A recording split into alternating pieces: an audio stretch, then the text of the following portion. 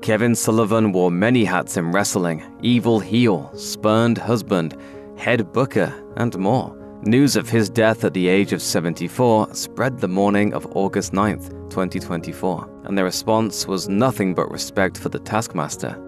WWE confirmed Sullivan's death in a post to its website. Sullivan had been battling a number of health issues over the previous few months, prompting his daughter, Nicole, to launch a GoFundMe campaign to raise funds for medical expenses. According to the GoFundMe page, Sullivan had an accident at an autograph signing in May that required emergency surgery. Complications from that surgery included sepsis and encephalitis. The campaign raised nearly $55,000. Sullivan served as head booker for WCW for long stretches of the late 1990s and early 2000s. Eight-time WCW World Champion Ric Flair, who both teamed with Sullivan at times and faced off against him, was praising the Taskmaster less than 24 hours before his passing, calling him one of the most brilliant minds in the entire industry. Flair called Sullivan a driving force behind WCW Monday Nitro, beating WWE Raw in the ratings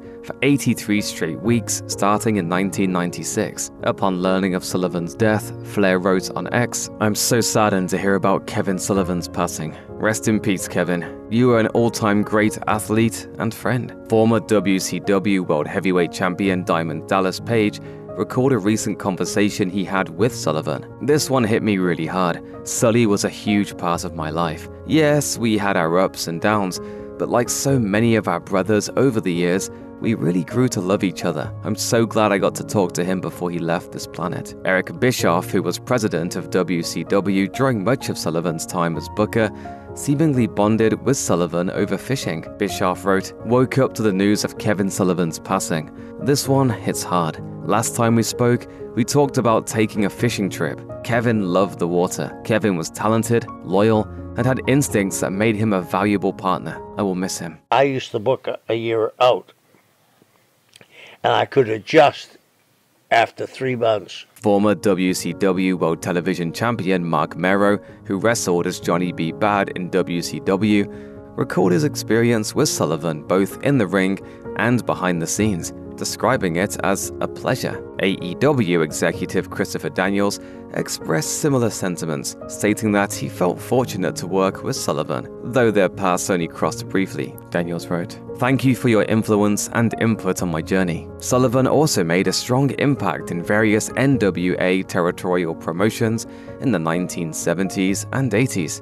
His efforts were later honored with an induction into the NWA Hall of Fame, 1 year before fellow NWA alum Adam Pearce. Pearce wrote alongside a photo of both men holding their Hall of Fame plaques. "Whether in front of or behind the camera, your contributions to our industry are without question. Grateful for the times we shared, your advice and kindness. Honored to have gone into the NWA Hall of Fame together. Rest well, sir." Another veteran of the territories, Dutch Mantel, offered up a throwback photo of himself and Sullivan wrestling on the independent circuit in the early 1980s. Mantel wrote, "Outside the ring, Jimmy Hart, who managed Kevin, looks on.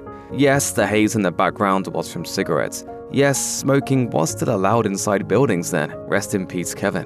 WWE Chief Creative Officer Paul Triple H Levesque, whose own time in WCW in the mid-90s overlapped a bit with Sullivan's, posted, "Kevin Sullivan had one of the most unique minds in the history of our industry, pushing creative boundaries and developing some of the most intriguing characters to step into the ring. He had an unwavering passion for what we do. My thoughts are with his family, friends, and fans." Many other professional wrestling legends and figures have paid their respects to Sullivan as well, including WWE Hall of Famer Bully Ray, Matt Cardona, Simon Miller, Pollo Domar, and Jake the Snake Roberts, who described Sullivan as an incredible mind, but an even greater person.